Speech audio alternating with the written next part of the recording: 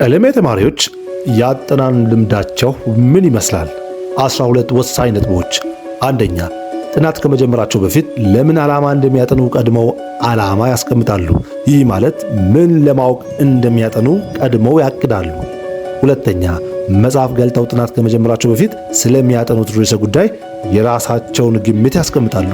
መጽሐፍ ገልጠው ጥናት ከጀመሩ በኋላ የነበራቸውን ግምት እያጠናከሩ የተሳሳተውን እያስተካከሉ ይጓዛሉ።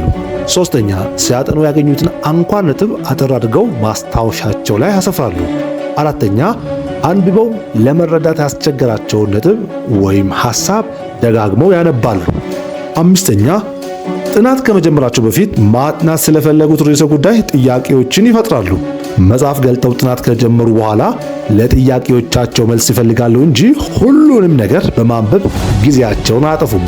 ስድስተኛ፣ ሲያነቡ ያገኙትን አዲስ ሐሳብ ወይም መረጃ ከአሁን በፊት ከሚያውቁት ጋር አብሮ ሊሄድ የሚችል መሆኑንና አለመሆኑን ይመረምራሉ። ሰባተኛ፣ በአንድ ጊዜ ብዙ ነገር ለማጥናት አይሞክሩም። በአንድ ጊዜ ብዙ ነገር ለማጥናት መሞከር ትርፉ ድካም መሆኑን ተረድተዋል።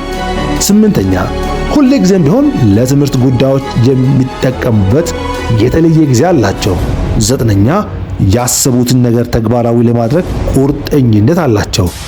አያፈገፍጉም፣ አያቅማሙም። አስረኛ፣ ሲያጠኑ የሚከብዳቸውን ክፍል ቅድሚያ ሰጥተው ያነባሉ። 11ኛ፣ ተባብሮ በመስራት ያምናሉ፣ ያግዛሉ፣ ይጠይቃሉ። ለዚህም አይነት ጥናት የሚሆኑ አስጠኞችን ከፈለጋችሁ ከኤክስትሪም አስጠኞች ደግሞ አስጠኞችን ማዘዝ ትችላላችሁ። ኤክስትሪም አስጠኞች ስልጠና ወስደው ብዙ ልምድ ያላቸው ተማሪዎችን ለመርዳት ራሳቸውን ሰጥተው የሚሰሩ ስለሆኑ ከኤክስትሪም አስጠኞችን መውሰድ ይችላሉ። ስለዚህም በ09935602 ላይ ደውላችሁ አስጠኝ ማለት ትችላላችሁ። የመጨረሻውን 12ኛው ነጥብ ራሳቸውን ይገመግማሉ፣ ደካማ ጎናቸውን በፍጥነት ያስተካክላሉ።